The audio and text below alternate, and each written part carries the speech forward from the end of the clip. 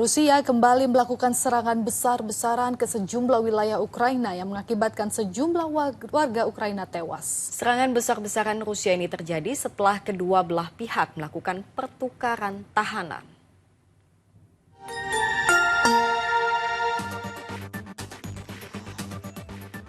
Akhir pekan kemarin menjadi momen yang membahagiakan bagi sejumlah warga Ukraina yang kerabat mereka dibebaskan oleh Rusia sebagai bagian dari pertukaran tawanan.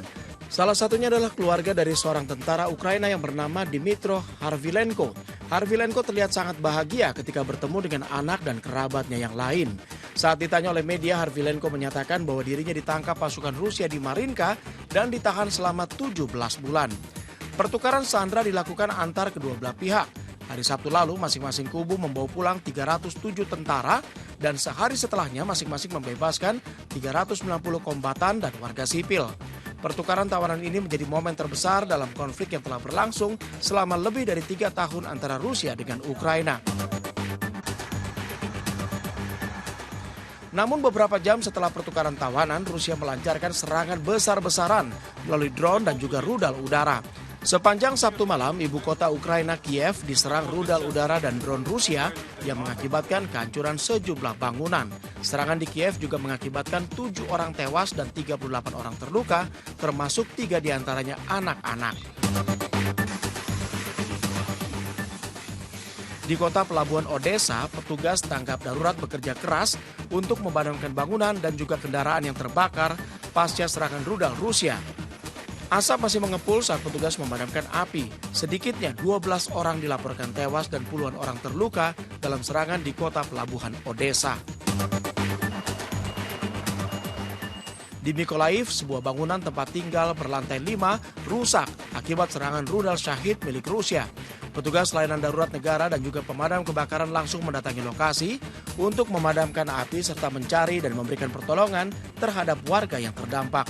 Dalam serangan di Mykolaiv dilaporkan 1 orang tewas dan 5 orang terluka, termasuk seorang remaja. Angkatan Udara Ukraina menyatakan bahwa dalam serangan besar-besaran ini, Rusia menembakkan sedikitnya 367 rudal dan pesawat nirawak atau drone.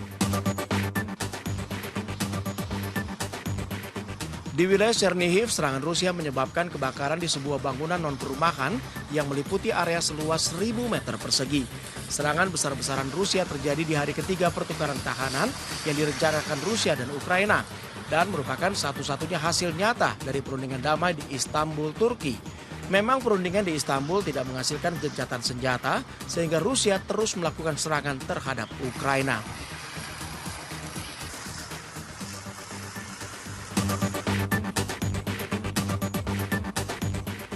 Tiga korban tewas lainnya akibat serangan Rusia berada di kota Korotishiv, wilayah Zhytomyr. 3 korban tewas adalah anak-anak yang tak berdosa. Selain itu 12 orang dilaporkan terluka. Warga Zhytomyr pun berduka dan meletakkan karangan bunga serta boneka mainan di lokasi serangan. Kerabat korban yang bernama Ihor Rudakov menyatakan dirinya tengah berada di luar rumah ketika mengetahui kediamannya menjadi sasaran rudal Rusia.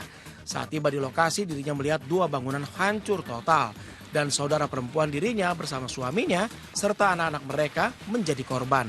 Adik perempuan dan suaminya dirawat di rumah sakit, sementara anak-anak mereka meninggal dunia. Sementara itu di jalur Gaza, Palestina, militer Israel terus melancarkan operasi darat mereka. Zionis Israel kembali merilis video pergerakan pasukan darat mereka di jalur Gaza dengan dalih melindungi keamanan warga sipil Israel. Padahal fakta yang ada, 3.747 warga Israel dibunuh oleh Israel sejak Israel melanggar gencatan senjata 18 Maret lalu.